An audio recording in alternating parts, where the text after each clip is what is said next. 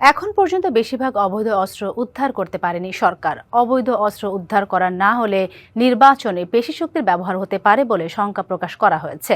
সকালে চট্টগ্রাম জেলা পরিষদ মিলনায়তনে সুশাসনের জন্য নাগরিক সুজনে আয়োজিত গোলটেবিল বৈঠকে বক্তারা ভোটের সুষ্ঠু পরিবেশ নিয়ে উদ্বেগ প্রকাশ করেন।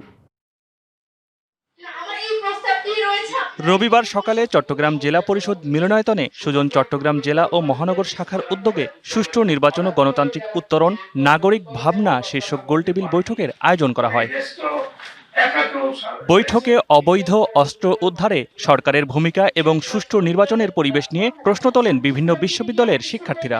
আসলে কি আমি সুষ্ঠুভাবে নির্বাচনে গিয়ে অংশগ্রহণ করতে পারবো কিনা, আমি যদি ভোট দিতে গিয়ে আমার কিছু হয়ে যায় সেই দায়ভারটা কে নেবে? এই সংকটগুলো মোকাবেলা না করে আমরা নির্বাচনে কিভাবে গণতন্ত্র আসবে?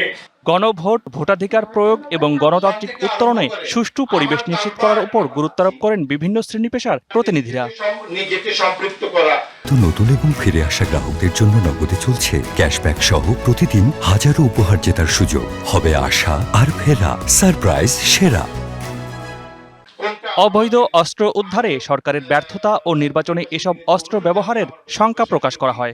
একদিকে অস্ত্র লুট হয়েছে আপনারা জানেন, আরেকদিকে বাইরে থেকে অস্ত্র আসছে। সব অস্ত্র উদ্ধার করা হয়তো সহজ নয়, তবুও আমি আশা করি যে আমাদের স্বরাষ্ট্র মন্ত্রণালয় এবং আমাদের আইনশৃঙ্খলা রক্ষাকারী বাহিনী, আমাদের সেনাবাহিনী, তারা এই দায়িত্বটা যথাযথভাবে পালন করবে। নির্বাচনে অনেক আইন, আচরণবিধি অনেক আইন আছে, সেগুলো কাজের গরু, কেতাবে থাকে গোয়ালে নেই, ধীরে ধীরে হবে। এরকম একটি পরিস্থিতিতে নাগরিকদের মধ্যে মনে করে যে মানুষের বড় ভাবনা হচ্ছে, আমরাও ভাবি যে এটা নির্বাচন অতীব জরুরি। চট্টগ্রাম জেলার সভাপতি প্রফেসর সিকান্দার খানের সভাপতিত্বে অনুষ্ঠানে বিভিন্ন বিশ্ববিদ্যালয়ের শিক্ষার্থী ও সুশীল নাগরিকরা উপস্থিত ছিলেন। নিরাপত্তা নিশ্চয়তা করণে কি উদ্যোগ? DBC news desk.